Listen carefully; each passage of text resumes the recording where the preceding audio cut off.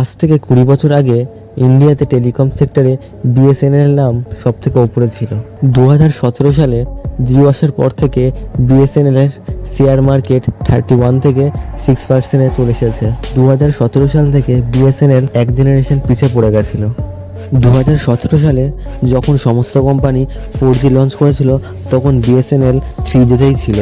যেখানে সমস্ত company 5G launch করে ফেলেছে সেখানে বিএসএনএল এখন 4G লঞ্চ করার প্রস্তুতি নিচ্ছে।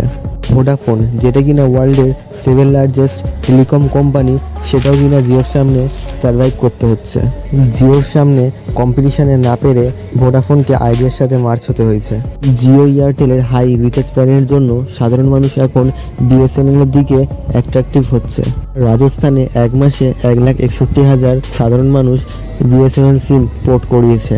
এখন প্রশ্ন হলো, সরকার কেন বিএসএনএলকে এক জেনারেশন পেছনে রেখেছিল এবং টাটার সাহায্যে বিএসএনএল আবার কি কামব্যাক করতে পারবে?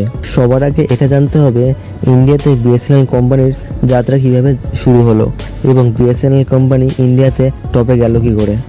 বিএসএনএল কোম্পানির যাত্রা ব্রিটিশ ইন্ডিয়া থেকে শুরু হয়, যখন যোগাযোগের জন্য টেলিগ্রাফের ইউজ হতো। প্রথমে এর দায়িত্ব ব্রিটিশ ইন্ডিয়ার হাতে ছিল, তারপর দেশ স্বাধীন হওয়ার পর ডটের হাতে চলে আসে। ডট মানে ডিপার্টমেন্ট অফ টেলিকম কমিউনিকেশন। তারপরে ডট অনেকগুলো সাবসিডারি কোম্পানি শুরু করে। এর মাধ্যমে দিল্লি, মুম্বাই, কলকাতার মতো বড় শহরে টেলিকম যোগাযোগ ব্যবস্থা স্থাপন হয়।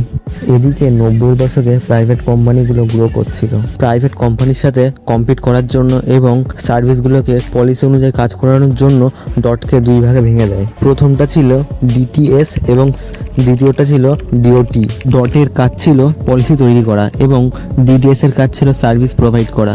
1 অক্টোবর 2000 সালে সরকার ডিটিএস এর নাম পাল্টে বিএসএনএল করে দেয়।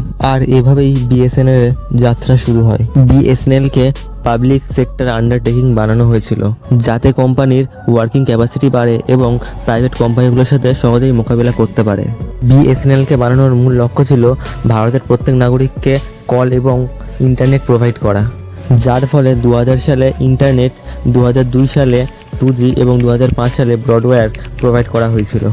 বিএসএনএল প্রথমে খুব ভালো কাজ করছিল এবং কিছু বছরের মধ্যেই বিএসএনএল এয়ারটেলকে পেছনে ফেলে ভারতের নাম্বার 1 কোম্পানি হয়ে গেছিল। বিএসএনএল নিজের লক্ষ্য পূরণ করার জন্য ইন্ডিয়ার গ্রামে গঞ্জে সার্ভিস প্রোভাইড করছিল। 2005-এর মধ্যে বিএসএনএল এর সঙ্গে 2.5 কোটি কাস্টমার যুক্ত হয়। এই সময় কোম্পানি 10,183 কোটি টাকা লাভ করে। বিএসএনএল এত তাড়াতাড়ি গ্রোথ করেছিল যে এর মার্কেট শেয়ার 30% অবধি বেড়ে দাঁড়ায়। কিন্তু গ্রোথের ফলে কোম্পানির প্রফিট মার্জিন কমে যায়। 2006-07 সালে কোম্পানি 7,806 কোটি টাকা লাভ করে, যা কিনা গত বছরের থেকে 2374 কোটি টাকা কম ছিল। আর এরপর থেকেই কোম্পানির ডাউনফল শুরু হয়। আসলে কোম্পানিতে 2004 সাল থেকেই অনেক বড় একটা স্ক্যাম চলছিল। এই স্ক্যাম টেলিফোন স্ক্যাম নামেও বিখ্যাত। এই স্ক্যামের মাস্টারমাইন্ড ছিল দয়ানিধি মারান। দয়ানিধি মারান নিজের ঘরে এবং অফিসে 300-রও বেশি ইনলিগাল টেলিফোন এক্সচেঞ্জ লাগিয়ে রেখেছিল। এতে হাই ক্যাপাসিটি আইডিএস লাগানো ছিল, যেটা কিনা কমার্শিয়াল ইউজের জন্য ব্যবহার করা হয়। দয়ানিধি মারান আসলে তার ফ্যামিলি বিজনেস সান টিভির জন্য এটা ব্যবহার করছিল। এর জন্য বিএসএনএল কোম্পানির 1.78 কোটি টাকার ক্ষতি হয়। তারপর 2008 সালে 2G স্ক্যাম হয়ে যায়। স্পেকট্রাম লাইসেন্সকে মার্কেটের ভ্যালু অনুযায়ী অনেক কম দামে অ্যালোকেট করা হয়, যার ফলে সরকারের 1,76,000 কোটি টাকার ক্ষতি হয়। ওই সময় টেলিকম মিনিস্টার কোম্পানির নিলামির বদলে প্যালে আও প্যালে পাও নীতিতে কাজ করে, যার ফলে প্রাইভেট কোম্পানি অনেক কম প্রাইসে স্পেক পায়। যখন ঘটনা সামনে আসে, সিবিআই তদন্ত হয়, তখন প্রাইভেট কোম্পানিগুলির সাথে সাথে বিএসএনএল কোম্পানির তদন্ত শুরু হয়, যার ফলে বিএসএনএল কোম্পানির টেন্ডার এবং প্রজেক্টগুলো স্লো হয়ে যায়, যার ফলে কোম্পানিকে অনেক লসের সম্মুখীন হতে হয়। 2007 থেকে 2010 সাল অবধি টেলিকম ইন্ডাস্ট্রি খুব তাড়াতাড়ি গ্রো করছিল। অনেক প্রাইভেট কোম্পানি আসে, তারা নতুন নতুন প্ল্যান অফার করে, নিজেদের ইনফ্রাস্ট্রাকচার গ্রো করে এবং কাস্টমারকে নিজেদের দিকে অ্যাট্রাক্ট করছিল। এই সময় বিএসএনএল চুপচাপ বসেছিল, যার ফলে বিএসএনএল এর মার্কেট শেয়ার কমে 14%-এ চলে আসে। 2010-11 সালে বিএসএনএল 6,384 কোটি টাকার ক্ষতি হয়। 2011-12 সালে বেড়ে 8,851 কোটি টাকার ক্ষতি হয়। 2016 সালে রিলায়েন্স 3.5 লাখ কোটি টাকা ইনভেস্ট করে ফ্রিতে 4G প্রোভাইড করে, যার ফলে অন্য কোম্পানিগুলোকে লসের সম্মুখীন হতে হয়। জিও আসার আগে মার্কেটে 12টা কোম্পানি ছিল।